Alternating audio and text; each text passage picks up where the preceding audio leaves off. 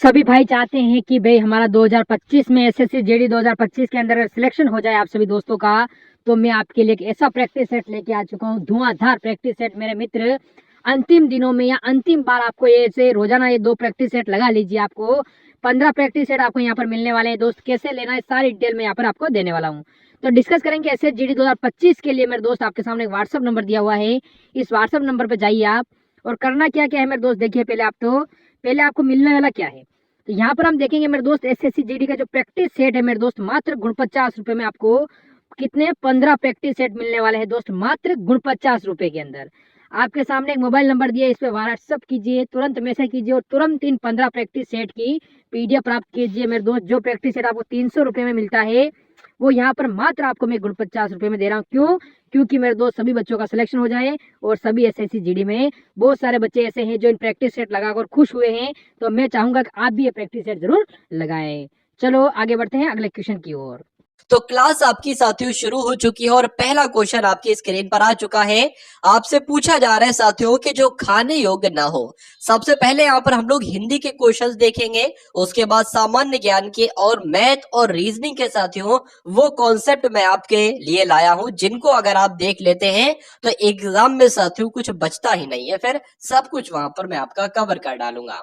तो पहला क्वेश्चन है कि जो खाने योग्य ना हो उसके लिए एक शब्द क्या होगा, तो उसको साथियों अखाद्य कहा जाता है। क्या कहा जाता है? अखाद्य कहा जाता है। उसके बाद देखिए कि निम्नलिखित में से कौन सा शब्द स्त्रीलिंग में प्रयुक्त हुआ है। तो जब हम बात करें, देखिए आचार्य भी आपका पुल्लिंग है, हंस भी आपका पुल्लिंग है, पंडित भी साथियों शब्द पुल्लिंग है, लेकिन ऋतु शब्द स्त्रीलिंग है। स्त्रीलिंग है तो यही आपका सही जवाब हो जाता है। चलिए साथियों ऐसे अटपटे क्वेश्चन भी कुछ आ रहे हैं, एक दो क्वेश्चन इस टाइप के भी आ रहे हैं कि रज्जू शब्द का अर्थ क्या है। तो रज्जू को हम लोग क्या कहते हैं साथियों? रस्सी कहते हैं। रज्जू का मतलब क्या होता है? रज्जू का मतलब साथियों रस्सी होता है, आप लोग ध्यान रखेंगे। उसके बाद देखिए कि निम्नलिखित में से शुद्ध वर्तनी वाला शब्द इसमें से कौन सा है। देखिए आपने हजारों बार साथियों विशेष लिखा होगा और विशेष पढ़ा होगा। तो विशेष कैसे साथियों लिखते हो, कैसे लिखा होता है? तो जैसे आपको ऑप्शन नंबर ए में लिखा हुआ ऐसे साथियों आप लिखते हो। उसके बाद देखिए जो एक स्थान पर टिककर नहीं रहता उसके लिए एक शब्द अगर आपसे पूछा जाए तो आप साथियों क्या बताओगे? बताइए। यानी कि एक ऐसा बंदा जो कभी यहां पर घूम रहा है, उसी पल अगर बात करें दूसरे टाइम साथियों कहीं और घूम रहा है, फिर कहीं और घूम रहा है, मतलब हर समय घूमने वाला, यानी कि जो एक स्थान पर साथियों टिक कर नहीं रहता है उसको क्या कहा जाता है? उसको यायावर कहा जाता है। क्या कहा जाता है? यायावर कहा जाता है। इसलिए राइट आंसर आपका सी के साथ जाएगा। अज्ञान की अगर बात करें, इसका तद्भव शब्द साथियों आपसे पूछा जा रहा है। तो अज्ञान की अगर बात करें, अनजान भी कह सकते हैं और अजान भी कह सकते हैं। राइट आंसर आपका जो जाएगा वो ऑप्शन नंबर ए के साथ जाएगा। उसके बाद देखिए पोषक का उपयुक्त विपरीतार्थक शब्द साथियों क्या होगा। यानी कि यहां पर आपसे जो पूछा गया है वो पोषक का विलोम पूछा गया है। पोषक का विलोम क्या होता है? पोषक का विलोम साथियों शोषक होता है। राइट आंसर आपका सी के साथ जाएगा। दीर्घायु का विलोम अगर आपसे पूछ लिया जाए तो बताने की कोशिश करेंगे क्या इस क्वेश्चन का सही जवाब होगा। तो दीर्घायु का विलोम साथियों अल्प आयु होता है। देखिए दीर्घ का विलोम होता है अल्प और आयु लगा है तो साथ में आयु भी लगा दीजिए। उसके बाद देखिए कि तनु और तनु दो शब्द यहाँ पर है, बस फर्क साथियों इतना है, मात्राओं का फर्क है। पहले वाले में छोटे ऊ की मात्रा लगी है और बाद वाले में साथियों बड़े ऊ की मात्रा लगी है। तो इसकी अगर बात करें साथियों छोटे ऊ वाले की, यानी कि इस तनु का मतलब जो होता है वो पतला होता है और इस तनु का मतलब क्या होता है साथियों? शरीर होता है। तो राइट आंसर आपका जो जाएगा वो ऑप्शन नंबर सी के साथ जाएगा। चलिए अब उसके बाद देखिए कि हस्व स्वर का उदाहरण इसमें से कौन सा है। देखिए आपने बचपन में साथियों स्वर भी पढ़े होंगे, व्यंजन भी पढ़े होंगे, लेकिन ये हस्व स्वर क्या होते हैं? जिसमें भी साथियों छोटे आ की मात्रा लग रही है, यानी कि छोटे आ की मात्रा लग रही है, छोटी ई की मात्रा, छोटे ऊ की मात्रा, वही आपके साथियों हस्व स्वर होते हैं।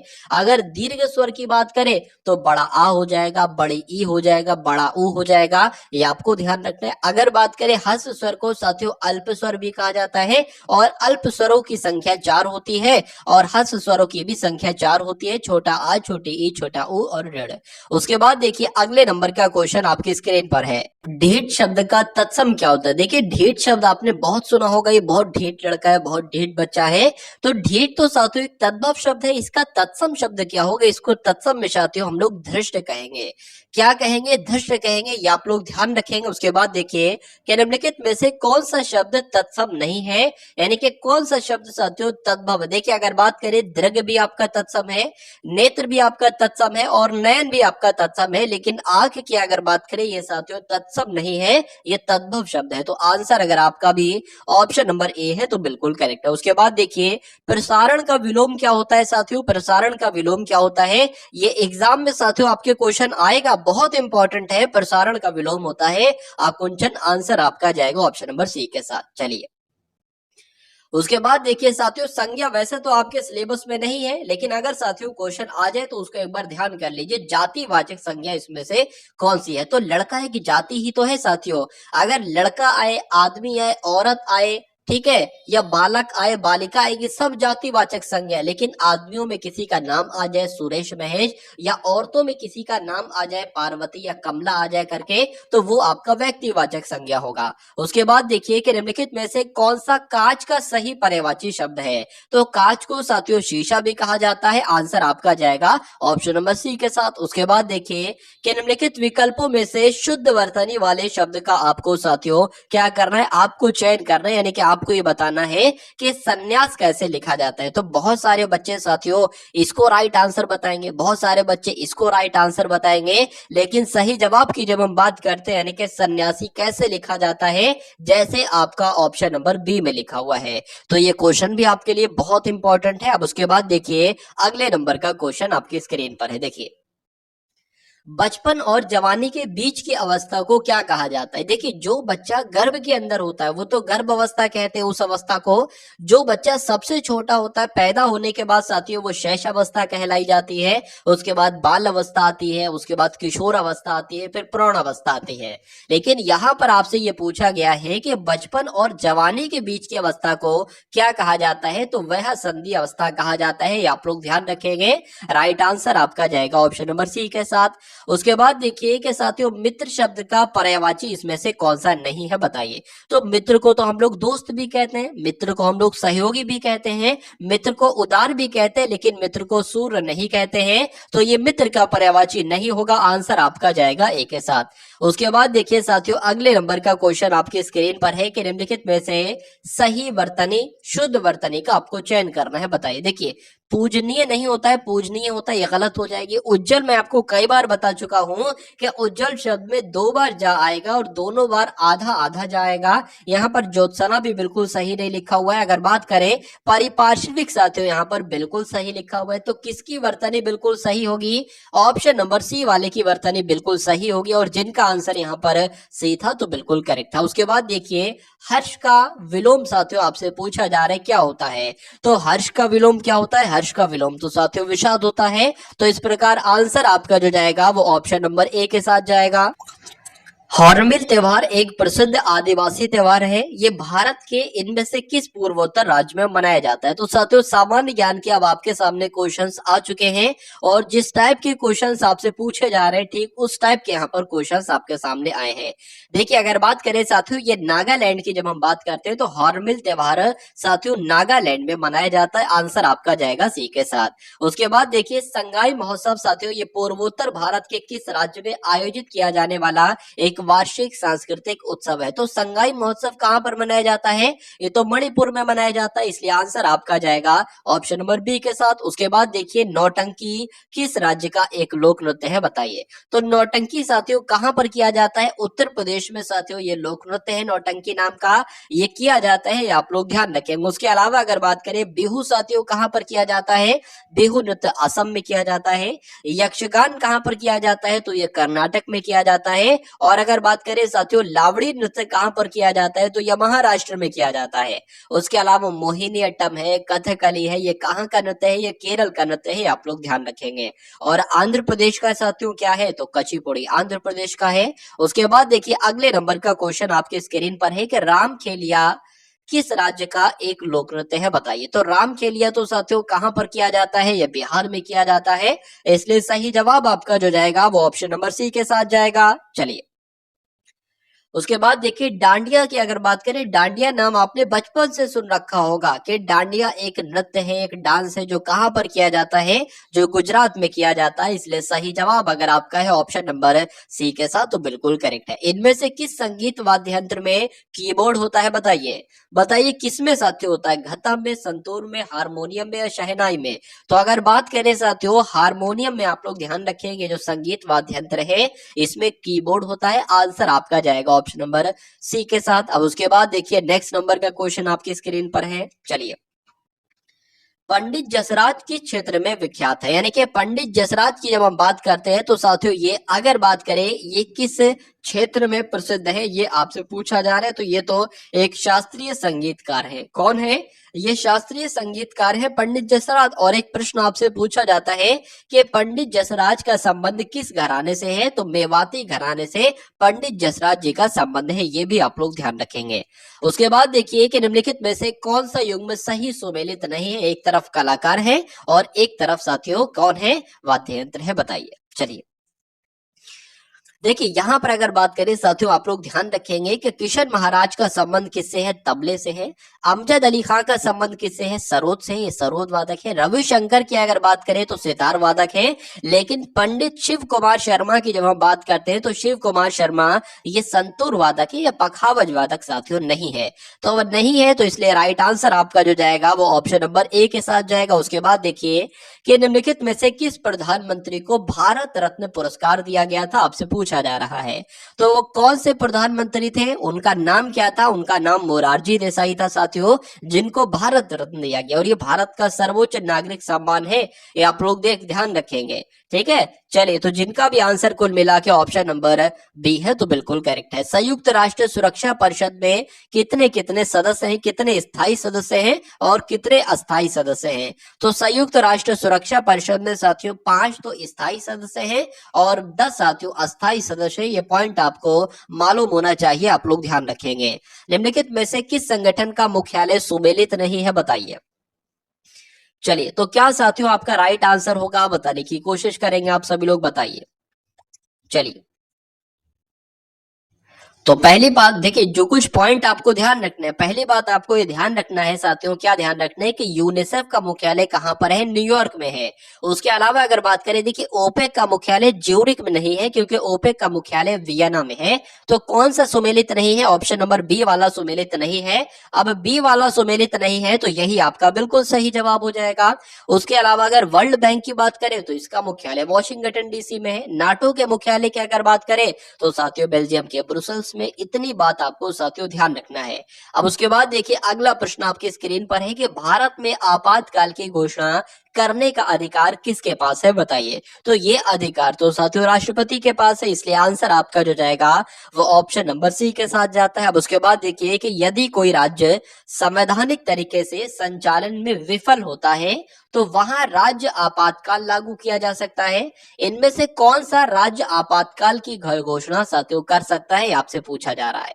तो कौन कर सकते हैं साथियों, भारत के राष्ट्रपति कर सकते हैं, इसलिए सही जवाब आपका जो जाएगा वो ऑप्शन नंबर सी के साथ जाएगा। उसके बाद देखिए भारतीय संविधान के किस अनुच्छेद के तहत सार्वजनिक नियोजन के मामले में अफसरों की समानता की गारंटी प्रदान की गई है?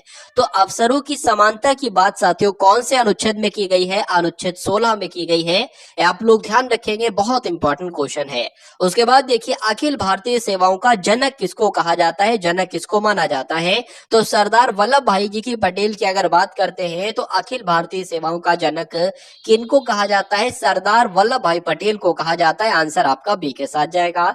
रॉलेट एक्ट में साथियों पारित किया, यानी कि रॉलेट एक्ट की अगर बात करें तो ये कब पारित किया गया? ये 1919 में पारित किया गया, ये आप लोग ध्यान रखेंगे। सही जवाब आपका सी के साथ। चलिए जलियांवाला बाग हत्याकांड इनमें से किस शहर में हुआ था? तो ये तो साथियों बच्चा बच्चा जानता है क्या? ये तो साथियों बच्चा बच्चा जानता है कि अमृतसर में हुआ था जलियांवाला बाग हत्याकांड। आंसर आपका जाएगा सी के साथ। उसके बाद देखिए भारतीय स्वतंत्रता के दौरान समाचार पत्र यंग इंडिया को किसके द्वारा प्रकाशित किया गया था? तो यंग इंडिया को साथियों किसके द्वारा प्रकाशित किया गया था? महात्मा गांधी जी के द्वारा प्रकाशित किया गया था, यह आपको मालूम होना चाहिए। आंसर आपका सी के साथ जाएगा। वर्तमान में संविधान की 8वीं अनुसूची में कितनी भाषाएं सम्मिलित है, ये आपसे साथियों पूछा जा रहा है।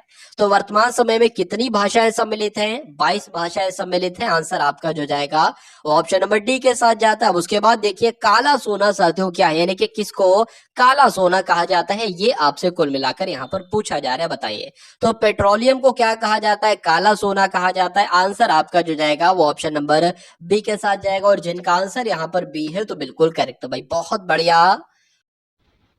सभी भाई चाहते हैं कि भाई हमारा 2025 में एसएससी जेडी 2025 के अंदर सिलेक्शन हो जाए आप सभी दोस्तों का, तो मैं आपके लिए एक ऐसा प्रैक्टिस सेट लेके आ चुका हूँ, धुआंधार प्रैक्टिस सेट मेरे मित्र। अंतिम दिनों में या अंतिम बार आपको ये से रोजाना ये 2 प्रैक्टिस सेट लगा लीजिए, आपको 15 प्रैक्टिस सेट आपको यहाँ पर मिलने वाले हैं दोस्त। कैसे लेना है सारी डिटेल में यहाँ पर आपको देने वाला हूँ। तो डिस्कस करेंगे एसएससी जेडी 2025 के लिए मेरे दोस्त। आपके सामने एक व्हाट्सअप नंबर दिया हुआ है, इस व्हाट्सअप नंबर पर जाइए आप, और करना क्या क्या है मेरे दोस्त देखिए। पहले आपको मिलने वाला क्या है, तो यहाँ पर हम देखेंगे मेरे दोस्त एसएससी जीडी का जो प्रैक्टिस सेट है मेरे दोस्त, मात्र 49 रुपए में आपको कितने 15 प्रैक्टिस सेट मिलने वाले हैं दोस्त, मात्र 49 रुपए के अंदर। आपके सामने एक मोबाइल नंबर दिया है, इस पे व्हाट्सअप कीजिए, तुरंत मैसेज कीजिए और तुरंत इन 15 प्रैक्टिस सेट की पीडीएफ प्राप्त कीजिए मेरे दोस्त। जो प्रैक्टिस सेट आपको 300 रुपए में मिलता है वो यहाँ पर मात्र आपको मैं 49 रुपए में दे रहा हूँ। क्यों? क्योंकि मेरे दोस्त सभी बच्चों का सिलेक्शन हो जाए, और सभी एसएससी जीडी में बहुत सारे बच्चे ऐसे हैं जो इन प्रैक्टिस सेट लगाकर खुश हुए हैं, तो मैं चाहूंगा कि आप भी ये प्रैक्टिस सेट जरूर लगाएं। चलो आगे बढ़ते हैं अगले क्वेश्चन की ओर। Very good class. तो अब उसके बाद देखिए यहाँ पर रीजनिंग के क्वेश्चन आपके स्टार्ट हो चुके हैं। पहले हम लोग रीजनिंग के क्वेश्चंस देखेंगे, उसके बाद साथियों मैथ के क्वेश्चंस यहाँ पर हम लोग देखेंगे। तो रीजनिंग का पहला क्वेश्चन आपकी स्क्रीन पर है साथियों। यहाँ पर सबसे पहले 9 है, उसके बाद 14 आ गया है, उसके बाद 34 आ गया है, फिर 114 है। तो आपको बताना है इसी क्रम में यहाँ पर साथियों कौन सा नंबर होगा प्रश्नवाचक चिन्ह की जगह पर, और उसके बाद 1714 आ जाएगा। देखिए कभी भी साथियों यहाँ पर अगर बात करें 9 से 14 हुआ है तो हर बच्चा बता देगा कि 9 से 14 हुआ है साथियों, यहाँ पर कितना बड़ा है? 5 बड़ा है, ठीक है। 14 से 34 हुआ है, एकदम से कितना बढ़ गया साथियों? 20 बढ़ गया। और 34 से 14 हुआ है साथियों तो 4 में से 4 जाएगा, कितना बचेगा? 0 बचेगा। 11 में से साथियों 3 जाएगा तो कितना बचेगा? 8 बचेगा। यानी कि पहले 5 बढ़ा, फिर उसके बाद 20 बढ़ गया, उसके बाद 80 बढ़ा दिया गया, उसके बाद यहाँ पर साथियों क्या बढ़ेगा? आप एक चीज देख रहे होगे साथियों, ये इसका 4 गुना हुआ है, ये जो 20 आया है, फिर इसका 4 गुना हुआ है, ये 80 आ गया है, और फिर इसका 4 गुना होगा साथियों तो 4 अट्ठे 32, यानी कि 320 यहाँ पर आना चाहिए। यानी कि कहा जा सकता है कि 9 में साथियों 5 जोड़ा तो 14 आ गया, 14 में 20 जोड़ा तो 34 आ गया, 34 की अगर बात करें साथियों 34 में 80 जोड़ा तो 114 के, और 114 में साथियों 320 जोड़ेंगे तो यहाँ पर जो नंबर आएगा वो हमें मिल जाएगा। तो 4 और 0 4 आ जाएगा, 1 और 2 साथियों 3 आ जाएगा, और 3 और 1 आपका 4 आ जाएगा। क्या साथियों यहाँ पर 434 ऑप्शन में है? तो बिल्कुल साथियों 434 ऑप्शन में है, तो यही आपका बिल्कुल सही जवाब हो जाता है। अब उसके बाद देखिए अगले नंबर का क्वेश्चन आपकी स्क्रीन पर है। एल एम की माँ, यहाँ पर कहा गया कि एम की माँ कौन है? एल है। तो यहाँ पर साथियों हम कहीं पर एम बना लेते हैं, और एम की माँ कौन है साथियों? एम की माँ एल है। चलिए इतनी बात आपकी समझ में आ गई। उसके बाद कहा गया कि एल की केवल 2 संतानें हैं, मतलब एल जो है एल माँ है। एल कौन है साथियों? एल माँ है किसकी? एम की है। और कहा गया कि एल की 2 संतानें हैं, तो एक संतान तो ये हो गई और एक संतान साथियों ये हो गई। अभी पता नहीं ये कौन है, कौन सा लेटर यहाँ पर आएगा, लेकिन हमने 2 संतानें कहा है तो 2 संतानें हो गई। उसके बाद कहा गया है कि एम की बहन एन है। क्या? एम की बहन, यानी कि एम की बहन कौन है? एन है। तो कुल मिला के कहा जा सकता है ये फीमेल है एक तरीके से, इतना मालूम पड़ गया है। तो एल की 2 संतानें हैं एम, और एन एन बेटी है। उसके बाद कहा गया है कि के की बेटी एन है। के कहां पर है? के की बेटी एन है। के हम यहाँ पर बना लेंगे, क्यों? क्योंकि साथियों के की बेटी एन है, यानी कि इसका मतलब ये हुआ कि एल और के आपस में पति पत्नी है, ये पति है और ये पत्नी है, और इन दोनों की 2 संतानें हैं, केवल 2 संतानें हैं, एम और एन। एन बेटी है। अब उसके बाद देखिए जेड के का पोता है, यानी कि जेड जो है साथियों वो के का पोता है। अब देख लीजिए ये बेटा है, ठीक है, के का बेटा ये है, तो के का बेटा ये है, और के एम का बेटा कौन होगा? एम का बेटा साथियों जेड होगा। तभी तो कहा गया है कि जेड जो है ना, जेड ये के का पोता है, तो के का पोता कौन होगा? पहले तो के का बेटा जो होगा उसका बेटा होगा साथियों पोता। तो कुल मिला के यहाँ तक आपको समझ में आ गया। उसके बाद कहा गया है कि जेड की माँ ओ है। जेड क्या है? जेड ये है। तो जेड का पिता तो ये है, यानी कि इसकी पत्नी साथियों होगी ओ, और कह सकते हैं इसकी जब पत्नी हो जाएगी ओ तो ये इसकी माँ होगी, जेड की माँ होगी। ठीक है। अब उसके बाद कहा गया कि एन से किस प्रकार संबंधित है ओ, यानी कि एन क्या कहेगा ओ को। एन आपकी ये है, एन का भाई ये है, और एन की यानी कि अपने भाई की बीवी के बारे में पूछ रहे हैं। अपने भाई की बीवी को क्या कहा जाता है साथियों? तो भाई भाभी कहा जाता है। राइट आंसर आपका जो जाएगा वो ऑप्शन नंबर बी के साथ जाएगा। अब उसके बाद देखिए अगले नंबर का क्वेश्चन आपकी स्क्रीन पर है। देखिए इस टाइप के साथियों सवाल को करने के लिए यहाँ पर आप लोग देख सकते हैं क्या कैसे होगा। तो यहाँ पर अगर बात करें साथियों, सबसे पहले क्या आप करेंगे कि सबसे पहले लेटर काउंट कर लेंगे कितने लेटर हैं। यहाँ पर 1 2 3 4 5 6 7 8 9 10 11 12 13 14 15 16 17 18, तो कुल मिला के साथियों 18 लेटर हैं। अब अगर बात करें या तो 3 का पेयर बनेगा या साथियों 6 का पेयर बनेगा। तो 3 का पेयर एक बार बनाकर देख लीजिए। 1 2 3 यानी कि 3 होगा। 1 2 3 3 हो गए। अब देखिए शुरू में पीई आ रहा है, यहाँ तो पीई बन जाएगा लेकिन यहाँ पर ई है नहीं है, तो ये साथियों आपका तरीका नहीं सही है। तो मैं कह सकता हूँ 6 का पेयर बनाकर देख लेते हैं। 6 के जोड़े 1 2 3 4 5 6, 6 आपका ये हो गया। 1 2 3 4 5 6, 6 आपका ये हो गया। 1 2 3 4 5 6 ये हो गया। अब आप देखिए अंत पे पी एल ई आ रहा है। यहाँ पर एल ई तो है लेकिन पी नहीं है, तो पी हमने यहाँ पर बना दिया। उसके बाद अगर बात करें बीच में क्या आ रहा है? ओपी आ रहा है। तो ओ तो यहाँ पर नहीं है लेकिन पी है तो ओ बना दिया। अब देखिए पूरा हमें मिल गया पीई ओपी एल ई। तो पीई पी है यहाँ पर, ई बना दो साथियों, ई बना दिया। अब यहाँ पर ओ बन जाएगा और यहाँ पर भी साथियों क्या बन जाएगा? पी बन जाएगा, ई बन जाएगा, और यहाँ पर क्या बन जाएगा? यहाँ पर आपका एल और ई बन जाएगा। अब जो आपने अपने पेन से लिखा है ना उसको साथियों साइड में लिख लीजिए। आपने क्या क्या लिखा है? ओ लिखा है, पी लिखा है, उसके बाद ई लिखा है, ओ लिखा है, फिर पी लिखा है, फिर ई लिखा है, फिर एल लिखा है, फिर ई लिखा है। आप देख लीजिए ये कौन से ऑप्शन में लिखा हुआ है। क्या लिखा हुआ है? O P E O P, O P E O P और पी ई एल ई। तो ये तो साथियों ऑप्शन नंबर बी में आपको नजर आ रहा होगा। तो यही आपका बिल्कुल सही जवाब हो जाएगा। तो आपको साथियों इसी टाइप से करना है। और कोई अगर कोई मेथड आपको बताता है वो आपको साथियों फॉलो नहीं करना है। ये मेथड सबसे बढ़िया और सबसे जल्दी यहाँ पर आप लोग बता सकते हैं। देखिए यहाँ पर अगर बात करें इस सवाल की, अगर जवाब की बात करें तो ये कैसे होगा ये भी मैं आपको बता रहा हूँ। एक कागज का टुकड़ा है, ये क्या हो जाएगा साथियों? ये एक कागज का टुकड़ा है और इस कागज के टुकड़े को यहाँ पर से मोड़ा जाता है, यानी कि ये वाली साइड इसके ऊपर ला दी जाती है। उसके बाद आपके पास ऐसा कागज आ जाता है। अब उसके बाद साथियों इसको यहाँ से मोड़ा जाता है और ये वाली साइड यहाँ पर ला दी जाती है। अब ये आपके पास ऐसी वाली आकृति आ जाती है। ठीक है।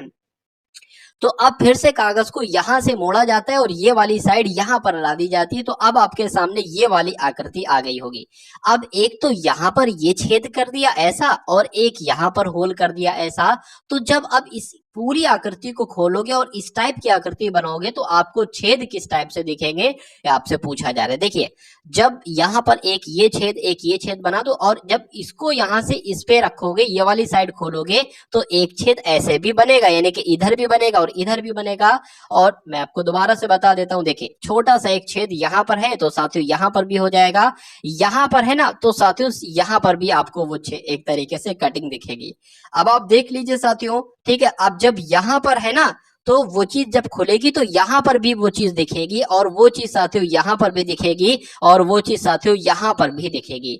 तो ऐसे चारों में कहां पर आपको दिख रहे हैं? यहाँ पर तो कोई कटिंग नहीं है तो ये नहीं हो सकता। यहाँ पर अगर बात करें यहाँ पर अलग कटिंग है और यहाँ पर अलग कटिंग है, इसलिए ये नहीं हो सकता। यहाँ पर भी साथियों यहाँ पर नहीं कटिंग है। यहाँ पर आप देख पा रहे हो चारों तरफ कटिंग है, चारों तरफ साथियों यहाँ पर एक तरीके से कटिंग है। और उसके अलावा अगर बात करें यहाँ छेद, यहाँ होल आया है तो यहाँ पर भी आएगा, यहाँ पर भी आएगा, यहाँ पर भी आएगा और यहाँ पर भी साथियों 4 होल आपको दिख पा रहे हैं।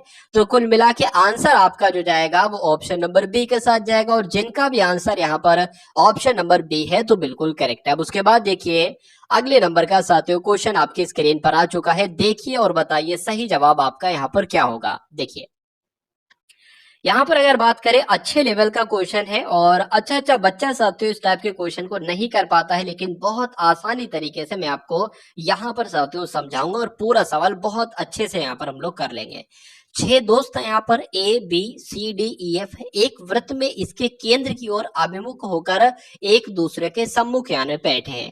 तो कुल मिला के साथियों हम ये बना लेंगे। कितने लोग हैं यहाँ पर साथियों? 6 लोग हैं। देख लेते हैं, 1 2, ठीक है, 3 4 और 5 और 6, ये 6 लोग हैं। कहा गया है कि सी और डी एक दूसरे के निकट बैठे हैं। तो सी और डी, देखिए अब हमें एक दूसरे सर्किल की जरूरत होगी। वो क्यों होगी वो मैं आपको बता रहा हूं। यहां पर सबसे पहले कर लीजिए 1 2 आपका 3 4 5 और 6। हमें इसलिए जरूरत है, कहा गया है कि सी और डी एक दूसरे के निकट बैठे हैं। मान लीजिए हमने कहां पर सी बनाया, सी हमने यहां पर बनाया और ई हमने यहां पर बनाया, ई हमने यहां पर बनाया, अंदर को बना रहे, नीचे जगह नहीं इसलिए। अब क्या पता, अब देखिए ई के बाएं ओर बैठा है सी, क्या पता साथियों ई के दाएं ओर सी बैठा हो। ठीक है, तो हम वो भी एक तरीके से बना ले रहे हैं। यहाँ पर ई बन जाएगा, यहाँ पर आपका सी बन जाएगा। जो भी हमारा सही होगा आगे बढ़ेगा उसको हम लेकर चलेंगे, बाकी एक को कट कर देंगे। तो सी और डी एक दूसरे के निकट बैठे हैं, बी और एफ भी एक दूसरे के निकट बैठे हैं। तो अभी हमें नहीं कह सकते बी एफ कहां पर बैठाना है। उसके बाद कहा गया कि ई ठीक बी के सामने बैठा है, यानी कि अगर ई ये बैठा है तो बी साथियों यहां पर बैठा है। ई अगर यहां पर बैठा है तो बी कहां पर बैठा है? बी यहां पर बैठा है। ये इतनी सी बात कही गई है। उसके बाद कहा गया है कि बी के बाएं बैठा है एफ। बी कहां पर है? बी यहां पर है। बी का बायां किधर होगा? बी का बायां ये होगा। और बी का बायां आपका किधर होगा साथियों? ये होगा बी का बायां, वे तो दाएं हो जाएगा। तो बी के बाएं ये है और यहाँ पर एफ बैठा है। बी का बायां ये है, यहाँ पर एफ बैठा है। उसके बाद देखिए ई और एफ के बीच में कौन बैठा है? तो ई ये हो गया, एफ ये हो गया। अभी और हम ऊपर का जो हमने छोड़ रखा था ना उसको देख लीजिए, सी और डी। अब एक बार दोबारा से पढ़िए, सी और डी एक दूसरे के निकट बैठे हैं। तो सी और क्या लिखा है यहाँ पर? सी और डी एक दूसरे के निकट बैठे हैं।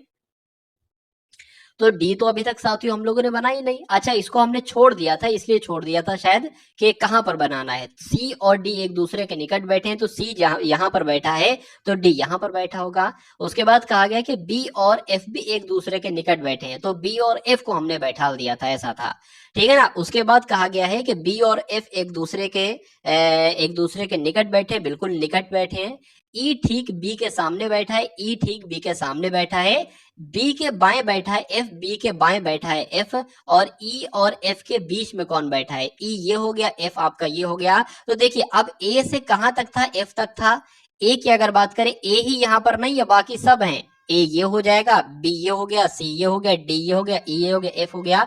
तो ई और एफ के बीच में कौन बैठा है साथियों? ए बैठा है। तो ए आपका बिल्कुल सही जवाब हो जाएगा। तो ए कौन से ऑप्शन में? ऑप्शन नंबर ए में है, तो यही आपका बिल्कुल सही जवाब है भाई। बहुत बढ़िया, वेरी गुड क्लास। दिए गए समीकरण को सही करने के लिए किन दो संख्याओं यानी कि अंकों को नहीं, संख्याओं को आपस में बदला जाना चाहिए? ये आपसे कुल मिला के यहाँ पर कहा जा रहा है। देखिए और बताइए सही जवाब आपका क्या होगा। यानी कि यहाँ पर कुल मिला के आपको 53 लाना है, 53 लाना है। तो 8 की जगह पर 14, 14 की जगह पर 8 रख दे तो क्या 53 आ जाएगा? 8 की जगह पर 3, 3 की जगह पर 8 रख दे, ऐसा करना होगा। तो साथियों कुल मिला के हम नीचे से चलेंगे, जल्दी आंसर आपको हो सकता हो मिल जाए, क्योंकि एग्जामिनर ये चाहता है कि बच्चा पहले इसको सॉल्व करेगा, उसका समय जाएगा, इसको सॉल्व करेगा, इसको सॉल्व करेगा, समय जाएगा। तो कुल मिला के इस टाइप के सवालों को नीचे से साथियों आप क्या करेंगे? सॉल्व करेंगे। तो 5 की जगह पर 3 और 3 की जगह पर 5 आपको रखना है। 5 लिखा हुआ है, 5 की जगह पर 3 आ जाएगा, गुणा आ जाएगा, 40 आ जाएगा, भाग अगर बात करें 8 आ जाएगा, और प्लस 3 लिखा हुआ है, 3 की जगह पर 5 आ जाएगा। तो साथियों माइनस यहाँ पर 14 आ जाएगा। अब क्या इसको कैलकुलेट करने के बाद यहाँ पर 53 आ सकता है? अगर आ सकता है तो यही आपका सही जवाब हो जाएगा। देखिए 8 कम 8, 8 पंजे 40 हो जाएगा, 5 3 आपका 15 हो जाएगा, और 5 प्लस साथियों ये आपका 20 हो जाएगा। 20 माइनस 14 कैसे 53 हो सकता है? तो ये साथियों फ्लॉप हो गया, ये आपको ऑप्शन कट जाएगा। अब ऑप्शन नंबर सी को यहाँ पर फॉलो करके देखते हैं। तो क्या लिखा हुआ है? 5 की जगह पर 8 और 8 की जगह पर 5 आपको लिखना है। तो यहाँ पर 5 लिखा हुआ है साथियों, 8 लिख दो, गुणा आपका यहाँ पर 40 आ जाएगा, भाग अगर बात करें 8 की जगह पर 5 आ जाएगा, प्लस यहाँ पर क्या लिखा हुआ है 3 लिखा हुआ है, और माइनस क्या लिखा हुआ है 14 लिखा हुआ है। इसको कैलकुलेट करने के बाद आपका 53 आना चाहिए। तो देख लेते हैं कि इसको कैलकुलेट करने के बाद 53 आ सकता है। अगर आ जाएगा तो ये आपका आंसर हो जाएगा, अगर नहीं आएगा तो ऑप्शन नंबर बी वाले को चेक करेंगे। तो 5 की अगर 40 से भाग करेंगे तो 8 आ जाएगा। 8 कितना हो जाएगा साथियों 64 हो जाएगा, प्लस आपका 3 हो जाएगा। तो 64 और 3 आपका कितना हो जाएगा 65, 66, 67 हो जाएगा। 67 में से साथियों 14 जब माइनस करोगे तो कितना आएगा 3 और 5, यानी कि कुल मिला के 53 आपका आ जाएगा। तो मैं कह सकता हूं कि आंसर आपका जो जाएगा वो ऑप्शन नंबर सी के साथ ही जाएगा, यानी कि इसमें 5 की जगह पर 8 और 8 की जगह पर 5 रखा जाए और उनको कैलकुलेट किया जाए तो बराबर क्या आएगा 53। इधर भी आएगा और उधर तो 53 है ही। उसके बाद देखिए अगले नंबर का क्वेश्चन आपकी स्क्रीन पर है कि कपड़े का संबंध कपास से है, उसी प्रकार जैसे आटे का संबंध किससे है, आपसे पूछा जा रहा है। देखिए अगर बात करें कपास से क्या बनाया जाता है, कपास से कपड़े बनाए जाते हैं, उसी प्रकार साथियों गेहूं से क्या बनाया जाता है, गेहूं से आटा बनाया जाता है। तो यहाँ पर क्या आ जाएगा गेहूं यहाँ पर आ जाएगा, और आंसर आपका जो जाएगा वो ऑप्शन नंबर ए के साथ जाएगा, गेहूं के साथ। उसके बाद देखिए अगले नंबर का क्वेश्चन आपके स्क्रीन पर है। यहाँ पर आपसे पूछा जा रहा है कि एक विशिष्ट कोट भाषा में REMAIN को कितना लिखा जाता है, 9 2 2 1 4 2 6 1 8 1 3 लिखा जाता है। तो इसी भाषा में MACHINE का कोड क्या होगा, ये आपसे कुल मिलाकर यहाँ पर पूछा जा रहा है, बताइए। देखिए यहाँ पर अगर बात करें हमें इतना पता है कि n जो होता है साथियों वो 14 पर होता है। यहाँ पर क्या लिखा हुआ है 13 लिखा हुआ है, तो ऐसा तो नहीं साथियों एक घट रहा है। अगर ये i की बात करें तो ये साथियों 9 पर होता है, लेकिन यहाँ पर तो एकदम 9 का दुगना आ गया, 18 आ गया। ठीक है, हाँ लेकिन इतना मैं कह सकता हूं कि i का विपरीत होता है r, और r होता है 18 पर। उसी प्रकार n का विपरीत होता है m। ठीक है, तो m यहाँ पर m की वो पोजीशन लिखी हुई है। तो कुल मिला के साथियों कोई दिक्कत नहीं, अब मैं समझ गया यहाँ पर क्या करना है। देखिए r होता है आपका 18 पर, ठीक है। r मतलब कुल मिला के r का विपरीत क्या होता है, r का विपरीत साथियों मैं आपको बता चुका हूं, ये होता है इस तरीके से। s का विपरीत h होता है और i का विपरीत होता है r। तो i यहाँ पर क्या आ जाएगा i आ जाएगा, लेकिन हम i नहीं लिखेंगे, i की पोजीशन लिखेंगे, i 9 नंबर पर होता है। उसके बाद ये लिखा हुआ है साथियों e, मैंने आपको बताया था LOVE। v का अपोजिट होता है e और o का अपोजिट होता है l। ठीक है, तो यहाँ पर e का अपोजिट क्या हो जाएगा, एक तरीके से v हो जाएगा। तो यहाँ पर v नहीं लिखेंगे, v की पोजीशन लिखेंगे, v होता है 22 नंबर पर। तो मैं उम्मीद करूंगा साथियों ये बात आपको समझ में आ गई होगी। अब देखिए m का विपरीत होता है n, और n की पोजीशन यहाँ पर 14 होगी। तो देख लीजिए 14 कहां पर आपको दिख रहा है, 14 साथियों ऑप्शन नंबर सी में दिख रहा है। बाकी को चेक करने की जरूरत ही नहीं, आंसर पूरा चेक करोगे तो समय आपका जाएगा और आंसर आपका यही हो जाएगा। उसके बाद देखिए साथियों उस वेन आरेख का आपको चयन करना है जो इन वर्गों के मध्य के संबंध का सर्वश्रेष्ठ निरूपण करता है, जैसे कि मनुष्य है, नर है, जीव है। तो आप बताइए कौन सा वेन आरेख साथियों जीव को, नर को और मनुष्य को कवर करेगा। देखिए जीव की अगर बात करें साथियों तो जान इसमें भी है, नर में भी है और मनुष्य में भी है। तो मैं किस टाइप से बना सकता हूं साथियों, देखिए जो सबसे बढ़िया मुझे लग रहा है ना, मान लेते हैं साथियों ये क्या हो जाएंगे, ये आपके मनुष्य हो जाएंगे। ठीक है, और ये आपके क्या हो जाएंगे, नर हो जाएंगे। ठीक है, क्योंकि कहा जा सकता है कि साथियों कुछ नर मनुष्य होंगे। ठीक है, अब मनुष्य में तो साथियों लेडीज भी आ जाएंगी, लेकिन कुछ मनुष्य नर होंगे और कुछ नहीं होंगे। तो कुल मिला के इस टाइप का आपको कहाँ दिख रहा है साथियों, ऐसा तो ऑप्शन नंबर बी में दिख रहा है, क्योंकि साथियों कुछ मनुष्य लेडीज होंगे और कुछ मनुष्य आपके नर होंगे। ठीक है, तो आंसर आपका अगर है ऑप्शन नंबर बी के साथ तो बिल्कुल करेक्ट है। अब उसके बाद देखिए अगले नंबर का क्वेश्चन आपकी स्क्रीन पर है। यहाँ पर अगर बात करें कि कथन आपके सामने है कि सभी पतंगे वायुयान है, तो क्या कहा गया है साथियों, सभी पतंगे वायुयान हम लोग बना लेते हैं। सभी पतंगे क्या बना लेते हैं, वायुयान। ये आपकी साथियों पतंग हो गई। उसके बाद कहा गया है कि सभी वायुयान कागज हैं। ठीक है, सभी पतंगे वायुयान है, यहाँ पर हमने वायुयान बना ली, ठीक है। और सभी वायुयान क्या है, सभी वायुयान आपके कागज हो जाएंगे, सभी वायुयान आपके कागज हो गए। अब निष्कर्ष देखिए साथियों कि सभी पतंगे कागज हैं, बिल्कुल साथियों, सभी पतंगे जो है ना वो कागज ही है, तो ये बिल्कुल सही हो जाएगा। कोई भी कागज वायुयान नहीं है। देखिए कथन आपका पॉजिटिव, कथन आपका पॉजिटिव, तो नेगेटिव आंसर नहीं हो सकता है, तो ये आपका गलत हो जाएगा। तो केवल निष्कर्ष एक निकलता है, ऐसा कहीं पर साथियों लिखा हुआ है कि ऑप्शन में बिल्कुल लिखा हुआ केवल निष्कर्ष एक अनुसरण करता है, ऐसा आपको ऑप्शन नंबर डी में लिखा हुआ है, तो यही आपका बिल्कुल सही जवाब हो जाता है भाई। बहुत बढ़िया, वेरी गुड क्लास। तो अब उसके बाद देखिए साथियों, अब आपके सामने यहाँ पर मैथ के क्वेश्चन से स्टार्ट हो चुके हैं। 10 क्वेश्चन आपने देखे रीजनिंग के और 10 क्वेश्चन आप टॉप लेवल के देखेंगे साथियों यहाँ पर मैथ के। तो यहाँ पर कुल मिला के 60 क्वेश्चन साथियों हम लोग देख रहे हैं। वैसे 80 क्वेश्चन आते हैं एग्जाम में, 60 क्वेश्चन यहाँ पर आप लोग देखेंगे। 15 लड़के किसी कार्य को 10 दिन में करते हैं। उसके बाद कहा गया है कि 12 लड़कियां उसी काम को 15 दिन में करती हैं। यदि सभी 15 लड़के और 12 लड़कियां एक साथ काम करते हैं तो पूरा काम कितने दिनों में होगा। इस क्वेश्चन की अगर बात करें, जितनी कठिन इसकी लैंग्वेज बना दी गई है, ये उतना ही आसान क्वेश्चन है। आपको क्या मतलब साथियों लड़कों से, कि लड़के 15 हो चाहे लड़कियां कितनी हो, आप तो इतना समझो कि लड़के किसी काम को 10 दिन में करते हैं और लड़कियां उसी काम को 15 दिन में करती हैं। तो अगर बात करें साथियों, बॉयज किसी काम को साथियों 10 दिन में करते हैं और गर्ल्स उसी काम को 15 दिन में करते हैं, तो दोनों मिलकर अगर काम करें तो कितने दिन में कर पाएंगे। ये नंबर आपको सिर्फ दिया है कंफ्यूज करने के लिए, आपको कुछ नहीं करना है। एक ऐसा नंबर ले लेना है जो 10 के पहाड़े में भी हो, जो 15 के पहाड़े में भी हो, तो 10 तिया 30 हो जाएगा, 15 दूना आपके कितने हो जाएंगे, 30 हो जाएंगे। यानी कि कहा जा सकता है कि बी एक दिन में 3 काम करता है, और सॉरी बी नहीं बल्कि लड़के एक दिन में 3 काम करते हैं और लड़कियां एक दिन में 2 काम करती हैं, और टोटल काम कितना है, 30 टोटल काम है।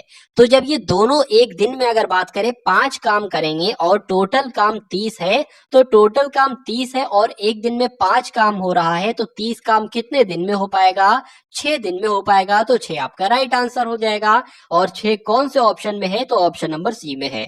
अब उसके बाद देखिए अगला प्रश्न आपकी स्क्रीन पर है, इसको देखिए साथियों और इसको सॉल्व करने की कोशिश कीजिए और राइट आंसर बताइए क्या हो सकता है। अब उसके बाद देखिए साथियों, 12 माइनस 3 प्लस 4 ऑफ 2 भाग 8 माइनस 8 माइनस 6 रूट 3 है। ब्रैकेट में साथियों आप देख सकते हैं, आप सबसे छोटे वाले सबसे अंदर वाले ब्रैकेट में ये है, तो ये आपका सॉल्व हो जाएगा। 3 एकम 3, 3 दूना आपका 6 हो जाएगा। 8 में से 2 जाएगा, कितना बचेगा, 6 बचेगा। यानी कि इस पूरे की जगह पर हम क्या लिख सकते हैं, 6 लिख सकते हैं। उसके बाद माइनस लगा है, माइनस लगा लीजिए। 2 भाग 8 लिखा है तो 2 भाग 8 इस प्रकार से हो जाएगा, और गुणा लगा है तो यहाँ पर 4 इस प्रकार से हो जाएगा। 4 एकम 4, 4 दूना आपका 8 हो जाएगा, और 2 से ये 2 कैंसिल आपका हो जाएगा। तो कुल मिला के साथियों यहाँ पर अगर बात करें क्या बचेगा, यहाँ पर आपका साथियों 1 बचेगा, ठीक है। यहाँ पर आपका साथियों कितना बच जाएगा, यहाँ पर आपका 1 बच जाएगा। तो यहाँ पर अब आपका साथियों 1 आ जाएगा और प्लस करके यहाँ पर कितना आ जाएगा, 3 आ जाएगा। तो ये कितना हो जाएगा साथियों, ये आपका कितना हो जाएगा, ये आपका हो जाएगा एक तरीके से 4 माइनस 6।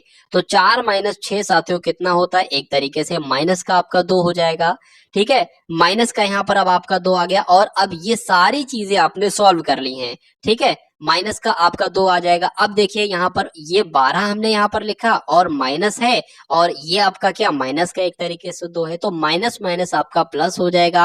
यानी कि 12 प्लस 2 बराबर कितना हो जाएगा, 14 हो जाएगा, और 14 ही आपका बिल्कुल सही जवाब हो जाएगा। तो जिनका भी आंसर यहाँ पर ऑप्शन नंबर बी है तो बिल्कुल करेक्ट है। अब उसके बाद देखिए, सभी भाई चाहते हैं कि भाई हमारा 2025 में एसएससी जेडी 2025 के अंदर सिलेक्शन हो जाए आप सभी दोस्तों का, तो मैं आपके लिए एक ऐसा प्रैक्टिस सेट लेके आ चुका हूँ, धुआंधार प्रैक्टिस सेट। मेरे मित्र अंतिम दिनों में या अंतिम बार आपको ये ऐसे रोजाना ये 2 प्रैक्टिस सेट लगा लीजिए, आपको 15 प्रैक्टिस सेट आपको यहाँ पर मिलने वाले हैं दोस्त। कैसे लेना है सारी डिटेल में यहाँ पर आपको देने वाला हूँ।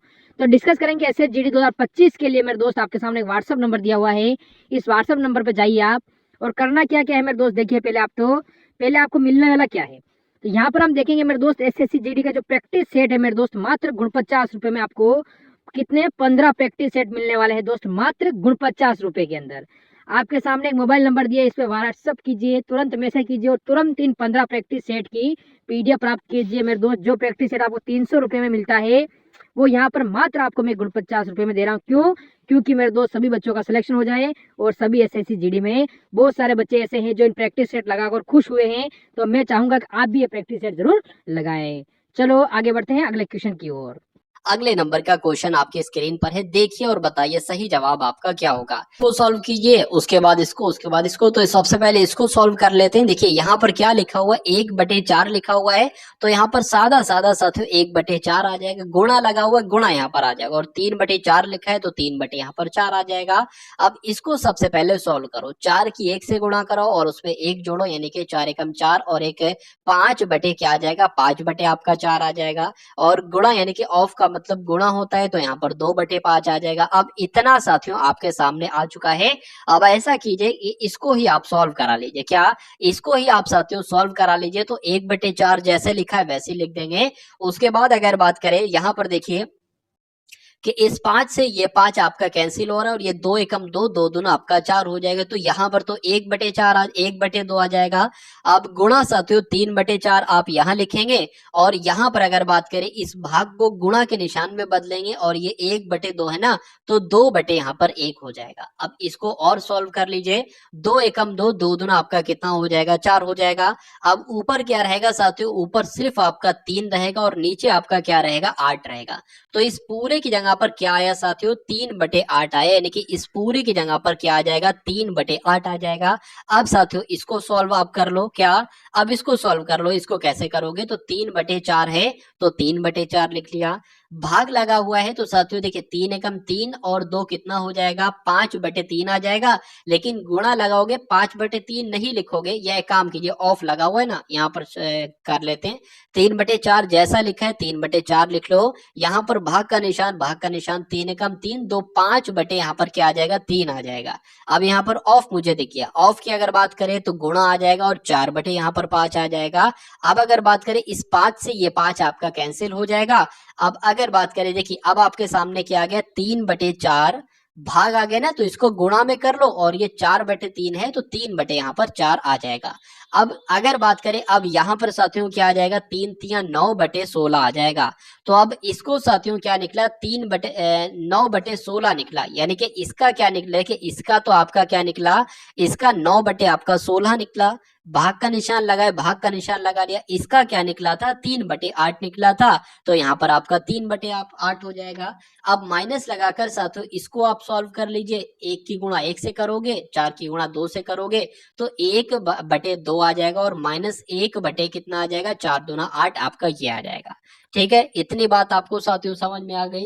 अब इसको कैलकुलेट कर लेते, इसको भी ऐसा करो, 8 बना लो। इसको 8 बनाने के लिए 4 से गुणा कराओगे, तो इसमें भी 4 से गुणा कराओगे। अब नीचे भी 8 है, यहाँ भी 8 है, यहाँ भी 8 है, तो साथियों 8 हो जाएगा। 4 में से 1 जाएगा ना, 4 में से 1 जाएगा, 3 बचेगा। तो यहाँ पर क्या आ जाएगा, आपका 3/8 यहाँ पर आ जाएगा। चलिए 3/8 आपका ये लिखा हुआ है, ठीक है, 3/8 का ये लिखा हुआ है। ये भाग का निशान, इसको गुणा में कर लीजिए, और इसकी साथ उल्टा पलटी कर दीजिए। 9/16 लिखा था तो 16/9 हो जाएगा। तो 3/8 जैसा ये लिखा था इसको वैसे लिखने दो। अब यहाँ पर है 8 एकम 8 और 8 दूना 16, यहाँ पर है 3 एकम 3, 3 दूना आपका 3 3 आपका 9 हो जाएगा। तो अब आपके पास क्या आया, 2/3 आया, -3/8 आया। तो अब ये साथियों आपके सामने आ रहा है, इसको एक बार कैलकुलेट करा लीजिए, और आंसर आपका आपके सामने आ जाएगा। 8 दूना आपका 16 हो जाएगा, 3 3 आपका 9 हो जाएगा, 8 3 24 हो जाएगा। चलिए तो 16 में से साथियों 9 जाएगा तो कितना बचेगा, 7/24 बचेगा, और यही आपका बिल्कुल सही जवाब हो जाएगा। और 7/14 60/24 7/24 कहां पर लिखा हुआ है, तो ऑप्शन नंबर सी में लिखा हुआ है। तो यही आपका बिल्कुल सही जवाब हो जाता है। किसी सेल में इत्र विक्रय मूल्य पर 25% की छूट के साथ उपलब्ध है, यानी कि इत्र को जो बेचा जाता है ना, इसको 25% की छूट पर बेचा जाता है। अगर इसका दाम साथियों 100 रुपए है तो इसको 25% छूट यानी कि 75% में इसको बेचा जाता है, ये कहा गया है।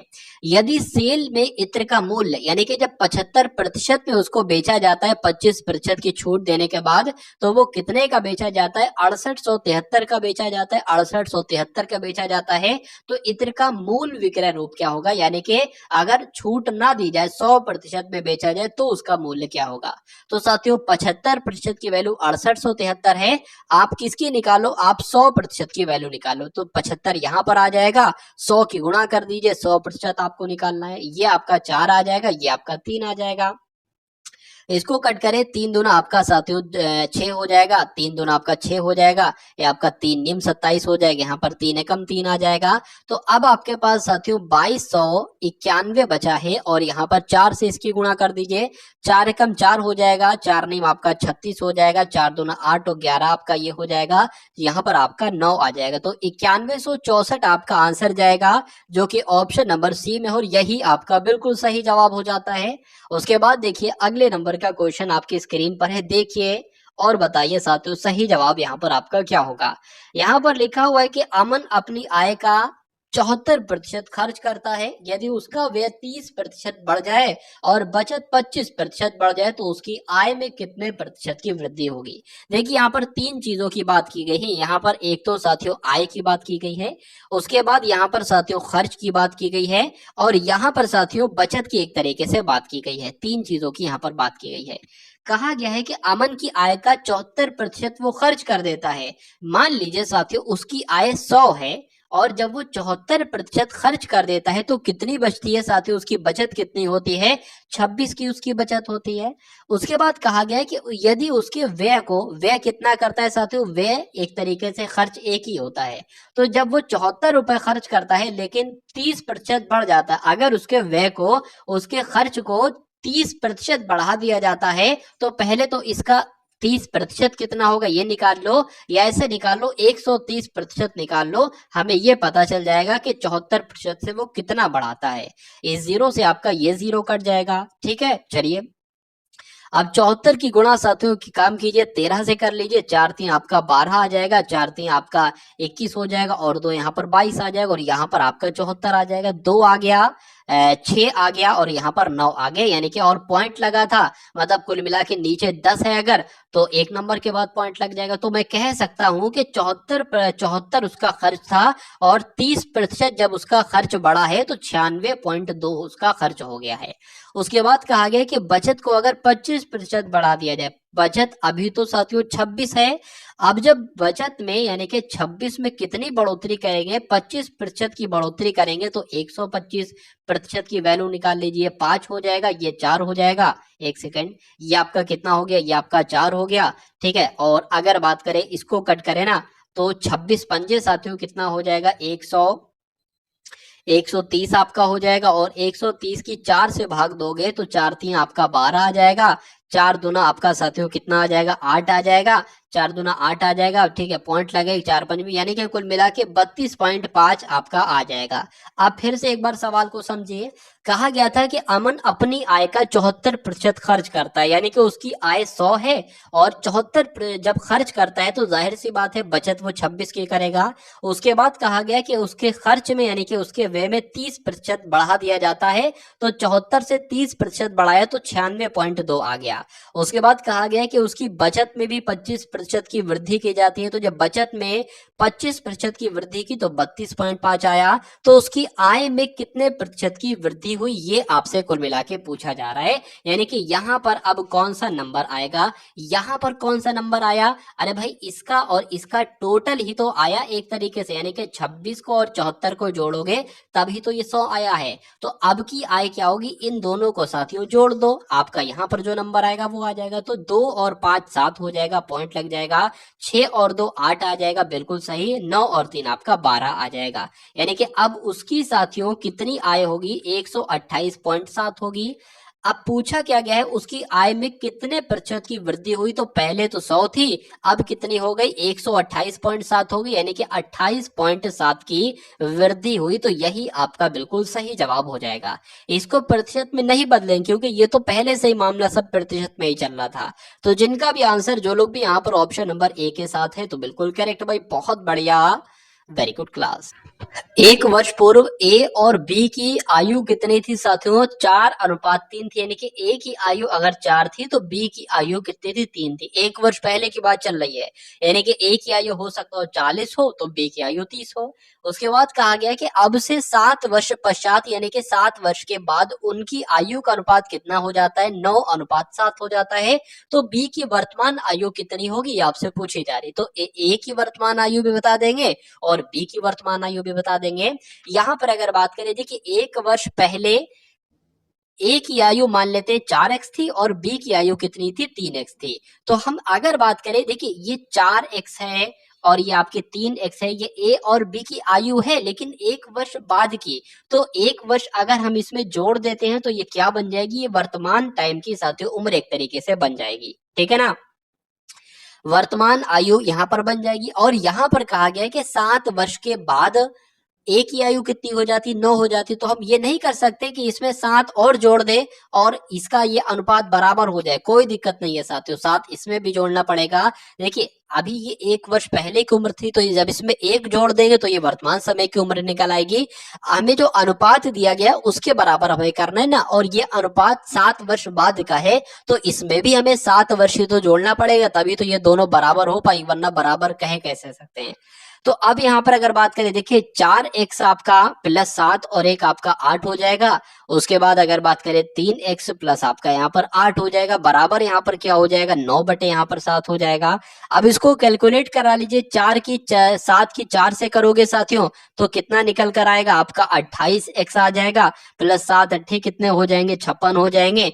9 तीन आपका 27x हो जाएगा, प्लस 9 अट्ठे आपके 72 हो जाएंगे। अब देखिए 28x आपका ये लिखा हुआ है, माइनस का 27x आ जाएगा, प्लस का है, ये प्लस का है ना, बराबर के इधर आएगा तो ये हो जाएगा, और 72 माइनस कितना हो जाएगा? 56 हो जाएगा। यानी कि x बराबर साथियों आपका क्या निकलेगा? एक तरीके से अगर बात करें तो देख लीजिए, 12 में से 6 जाएगा तो 6 बचेगा, 6 में से 5 जाएगा 1 बचेगा, यानी कि x की वैल्यू अब हमको क्या चल गई? मालूम पड़ गई। चलिए अब यहां पर अगर बात करें, देखिए किसकी पूछी गई थी? बी की वर्तमान पूछी गई थी। जब बी की अगर बात करें, ये तो 1 साल पहले की उम्र है, तो 1 साल पहले की उम्र है, इसमें एक जोड़ दोगे ये आपकी वर्तमान उम्र में पता चल जाएगी। तो 3x की अगर बात करें, यानी कि 16x प्लस 1, ये क्या होगा? ये बी की वर्तमान आयु हो जाएगी। तो 16 तीन आपका कितना हो जाएगा? 32। 16 तीन आपका कितना हो जाएगा? 48 हो जाएगा। 48 और एक आपका 49 हो जाएगा। तो ये तो बी की उम्र निकलेगी। अगर आपसे ए की उम्र पूछता ना तो ए की उम्र भी साथियों बतला देते। ए की अगर बात करें 4x प्लस 1 है, यानी कि 16 चौक आपका 64, 64 और आपका एक 65 हो जाएगा। तो कुल मिला के आंसर आपका जो जाएगा वो ऑप्शन नंबर ए यानी कि 49 के साथ जाएगा। उसके बाद देखिए अगला प्रश्न आपकी स्क्रीन पर है, बताइए। यहाँ पर कहा गया है कि 846 में एक गिटार को बेचने पर राखी को 6% की हानि होती है। देखिए यहाँ पर कहा गया 6% की हानि होती है, यानी कि वो गिटार साथियों 94% में बेची गई है, और 94% की वैल्यू क्या दे रखी है? 846 दे रखी है। तो अगर 8% का लाभ प्राप्त करना हो तो गिटार को कितने रुपए में बेचा जाना चाहिए? तो मैं कह सकता हूँ साथियों 846 94%, ये 1% की वैल्यू आपकी निकल आएगी। इसको क्या निकालना है? 8% का लाभ चाहिए ना, तो इसको 108% में बेचो। कितने रुपए में बेचो? 108 यहाँ पर कुल मिलाकर आ जाएगा, ठीक है ना। क्या आ जाएगा साथियों? 108 यहाँ पर कुल मिलाकर आ जाएगा। अब इसको कैलकुलेट करा लो और आंसर आपका आपके सामने आ जाएगा। अगर बात करें 2 से यहाँ पर साथियों 54 आ जाएगा। 2 से इसको करेंगे, 2 चौक आपका 8, 2 सत्य आपका 14 हो जाएगा, ठीक है। अब अगर यहाँ पर अगर बात करें साथियों, इसको अब ये कैसे कट करें? देखिए ये एक काम ये भी कर सकते हो कि 54 की गुणा 846 से करा लो। तो 54 की गुणा साथियों 54 की गुणा किससे करा देते हैं? 846 से करा देते हैं। 6 चौक आपका 24 हो जाएगा, 4 चौक 16 और 18 हो जाएगा, 4 अट्ठे 32 और एक साथियों 33 आपका हो जाएगा। 5 छंग आपके 30 हो जाएंगे, 5 चौक 20 आपका 23 हो जाएगा, 2 लग जाएगा, 8 पंच 40 और 2 आपके 42 हो जाएंगे। तो अगर बात करें 4 आ जाएगा, 8 आ जाएगा, 6 आ जाएगा, 5 आ जाएगा, 4 आ जाएगा। तो अब अगर यहाँ पर बात करें 684 की भाग आपको देना है साथियों, किससे देना है? 47 से देना है। देखिए अगर ये 47 होता ना तो इसको डायरेक्ट हम 10 से काट देते, यानी कि यहाँ कहीं पर 10 आ जाता, लेकिन अब अगर बात करें इसको साथियों 9 से काटना होगा। तो जब इसको 9 से काटना होगा तो देख लेते हैं 47 नीम कितने होते हैं। 47 नीम कितने होते हैं साथियों? 7 नीम आपका 63 हो जाएगा, 4 नीम आपका 36 हो जाएगा, 36 और 6 आपका 42 हो जाएगा। तो मैं कह सकता हूँ 423 आपका आ जाएगा, 423 आपका आ जाएगा, यानी कि 47 से कम 47, इसको करेंगे तो 400 आपका 23 आ जाएगा। यहाँ पर अगर बात करें कितना बचेगा, 6 में से 3 जाएगा, ये 84 बचे हैं इधर के, 6 में से 3 जाएगा, यहाँ पर 3 आ जाएगा, और 45 में से 42 जाएगा तो साथियों 3 बचेगा। अब 47 की गुणा किससे करें? यहाँ पर देखिए 9 आ गया है, हो सकता है ये वाला 9 हो। अब 47 की गुणा किससे करें साथियों के आपका इतने के आसपास आ जाए? तो 47 की गुणा एक बार 7 से करके देखिए, ठीक है ना, 7 से करके देखेंगे तो साथियों 7 सत्ते आपका 49 हो जाएगा, 7 चौक 28 और आपका 32 हो जाएगा। बिल्कुल सही साथियों, ये 329 आए ना, 32 है, तो कुल मिला के 7 आपका सही रहेगा। तो 9 और 7 कौन से ऑप्शन में है? तो 9 और 7 आपका ऑप्शन नंबर बी में है, तो यही आपका राइट आंसर हो जाएगा। और अगर आगे बढ़ा के कट करोगे तो 2 बार में भी 1 बार जाएगा, तो आंसर जिनका भी यहाँ पर बी है तो बिल्कुल करेक्ट है। अब उसके बाद देखिए अगले नंबर का साथियों क्वेश्चन आपके स्क्रीन पर है, देखिए और बताइए सही जवाब आपका क्या होगा। कि 7%, 12%, 5% की 3 क्रमिक छूट दी गई हैं, तो उनके समतुल्य एकल छूट साथियों कितनी होगी? कभी भी इस टाइप से क्वेश्चन आ जाए तो आपको कुछ नहीं करना है साथियों, आपको क्या करना है मैं आपको यहाँ पर बता देता हूँ। देखिए 100 माइनस 100, अब यहाँ पर छूटे लिख दीजिए, 100 माइनस 100 तो लिखना है। 7% की छूट दी गई, यानी कि उसको कितने में बेचा गया? 93% में बेचा गया, यानी कि 93/100। उसके बाद साथियों गुणा आ जाएगा, 12% की अगर बात करें छूट दी गई, यानी कि 88 बटे कितना आ जाएगा? 88/100 आ जाएगा। 5% की छूट दी गई, यानी कि साथियों 95/100 आ जाएगा। अब इसको कैलकुलेट कर लो, आंसर आपका आपके सामने आ जाएगा। इस 100 से साथियों ये आपका 100 कट जाएगा, अभी ये 100 मौजूद है, इस 100 यानी कि जो इसको कैलकुलेट करके आएगा ना उसको हम 100 में से घटाएंगे। अब अगर ये तो 100 कट गया, इसकी अगर बात करें यहाँ पर 19 आ जाएगा, और यहाँ पर कितना आ जाएगा साथियों? एक तरीके से 20 आ जाएगा। अब अगर इसको कट करें साथियों, ये आपका क्या है? ये आपका 19 है, ध्यान रखना। इसको 2 से कट करें 10 आ जाएगा, और ये क्या आ जाएगा? 2 चौक 8, 2 चौक 8 आपका आ जाएगा। ठीक है, अब नीचे आपका क्या है? नीचे आपका साथियों 1000 है, याद रखिएगा, नीचे आपका 1000 है, और ऊपर आपका क्या है? 93 है, 44 है, और साथियों 19 है यहाँ पर। ठीक है, इतनी बात आपको साथियों मालूम हो चुकी होगी। अब एक बार ऐसा कीजिए कि इन सब की एक बार गुणा करा लीजिए, आप इन सब की एक बार गुणा करा लीजिए। गुणा करा लेते हैं तो 44 के 19 से गुणा कराएंगे साथियों, कितना आएगा? 9 चौक आपके 36 हो जाएंगे, 9 चौक आपके 36 और 3 39 हो जाएंगे। यहाँ पर 44 आ जाएगा, 6 13 साथियों 8 आ जाएगा। यानी कि अगर बात करते हैं कितना आएगा इन दोनों की गुणा कराने के बाद? 836 आएगा, और 836 की गुणा साथियों अब 93 से करा लीजिए। 6 3 18 हो जाएगा, 3 3 9 और 1 आपका साथियों कितना हो जाएगा? 3 3 9 और 1 आपका 10 हो जाएगा। 8 3 24 और 1 साथियों कितना हो जाएगा? 25 हो जाएगा, गुणा लग जाएगा। 9 5 45, 9 6 आपके 54 हो जाएगा, 5 आ जाएगा, 9 3 27 और 5 आपका 33 आ जाएगा, 9 8 72 और 3 आपका 75 यहाँ पर आ जाएगा। 8 आ जाएगा, 4 आ जाएगा, 8 आ जाएगा, 7 आ जाएगा, 7 आ जाएगा। यानी कि अब इसकी जगह पर क्या आ जाएगा? 77,848 आ जाएगा, और नीचे कितना आ जाएगा? 1000 आ जाएगा। अब और इसको साथियों 100 में से भी माइनस करना है, ये वाले में से।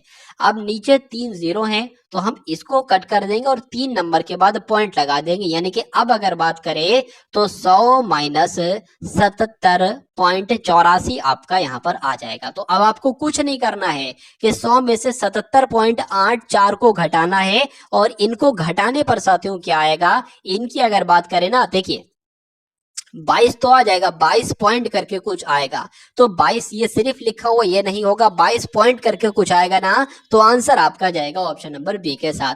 यानी कि अगर किसी भी चीज पर 7% की, 12% की, 5% की 3 क्रमिक छूट दी जाती है, तो अगर उसको एक छूट माना जाए तो यानी कि 22.252% की छूट दी जाएगी। 60 किलोमीटर प्रति घंटा की चाल से चलती एक 253 मीटर लंबी रेलगाड़ी को एक पुल पार करने में 42 सेकंड समय लगता है। पुल की लंबाई कितनी है मीटर में, ये आपसे कुल मिला के पूछी जा रही है, बताइए। तो देखिए पुल की लंबाई कितनी है ये आपसे कुल मिला के पूछा जा रहा है 60 किलोमीटर प्रति घंटा की चाल से। देखिए सब मीटर मीटर में है, तो ये 4 किलोमीटर प्रति घंटा में क्या कर रही, इसको भी मीटर प्रति सेकंड में बदल लो। तो किसी भी किलोमीटर प्रति घंटा की चाल को मीटर प्रति सेकंड में बदला जाता है तो 5/18 से इसकी साथियों गुणा करा दी जाती है। इसकी अगर बात करें, इसको कट करें, 3 दूना आपका इतना हो जाएगा और ये आपका यहाँ पर 6 आ जाएगा। तो 20 पंजे आपका कितना हो जाएंगे साथियों, 20 पंजे आपका कितना हो जाएंगे, एक तरीके से 100 हो जाएंगे और नीचे आपका 6 आ जाएगा, यानी कि और कट करेंगे तो 50/3 आ जाएगा। और ये 50/3 आपका क्या निकलेगा, ये ट्रेन की चाल निकलेगी एक तरीके से साथियों, ठीक है। ट्रेन की चाल कितनी है, ट्रेन की चाल है आपकी, मैं आपको बतला देता हूं, 50/3 है, यानी कि 50/3 मीटर प्रति सेकंड है। अब उसके बाद कहा गया है साथियों, कहा गया है कि 253 मीटर लंबी रेलगाड़ी है, क्या 253 मीटर लंबी रेलगाड़ी है। रेलगाड़ी को एक पुल पार करने में 42 सेकंड का समय लेता है। अब मैं आपको बता देता हूँ, चाल बराबर दूरी बटे समय होता है ना, तो चाल बराबर, चाल क्या है, चाल तो 50/3 है, चाल बराबर दूरी। अब यहाँ पर दूरी की अगर बात करें तो दूरी पता क्या होती है, दूरी साथियों एक तो रेलगाड़ी की लंबाई और एक प्लेटफॉर्म की लंबाई यानी कि पुल की लंबाई। तो हमें दूरी की अगर बात करें तो ये तो हमें पता है, दो दूरी बराबर क्या हो जाएगी, रेलगाड़ी की लंबाई प्लस पुल की लंबाई। तो रेलगाड़ी की लंबाई हमें दे रखी है 253 मीटर है, लेकिन पुल की लंबाई नहीं है, तो पुल की लंबाई की अगर बात करें तो p मान लेते हैं इसको। अब उसके बाद क्या आता है, चाल बराबर दूरी बटे समय। समय कितना टोटल लगा, समय साथियों 42 सेकंड लगा, तो 42 हो जाएगा। बराबर के साथियों ये है, इसको कट कर लेते हैं, 3 एकम 3, 3 एकम 3, 3 चौक आपका यहाँ पर 12 हो जाएगा। अब इसकी गुणा साथियों इससे हो जाएगी 5 से, तो 14 पंजे 70, यानी कि 700 बराबर 253 प्लस आपका कितना आ जाएगा साथियों, p आ जाएगा। तो p बराबर अगर बात करें 700 में से 253 को अगर माइनस करते हैं तो 447 बच जाएगा, 447 बच जाएगा, यानी कि 447 मीटर क्या आएगी, ये आपकी पुल की लंबाई आएगी एक तरीके से। तो पुल की लंबाई पूछी गई थी, पुल की लंबाई मैंने आपको बता दी है 447 मीटर। तो आंसर आपका जो जाएगा वो ऑप्शन नंबर सी के साथ जाएगा, और जिनका आंसर यहाँ पर ऑप्शन नंबर सी है तो बिल्कुल करेक्ट भाई, बहुत बढ़िया, वेरी गुड क्लास। तो ये साथियों एसएससी जीडी के लिए बहुत इंपॉर्टेंट क्वेश्चन आपने देखे। और उसके अलावा मैं आपको एक प्लेलिस्ट बता रहा हूँ साथियों, जिसका लिंक आपको डिस्क्रिप्शन में मिलेगा। एग्जाम से पहले पहले उस पूरी प्लेलिस्ट को एकदम घोल कर साथियों पी जाइएगा और अपने एग्जाम को बहुत आसानी से क्रैक कर लीजिएगा। तो इस वीडियो को साथियों एक बार शेयर करेंगे, प्यारे से कमेंट के माध्यम से बताएंगे कि ये क्लास आपको कैसी लगी। मिलते हैं हम सभी लोग आने वाली वीडियो में। जय हिंद साथियों।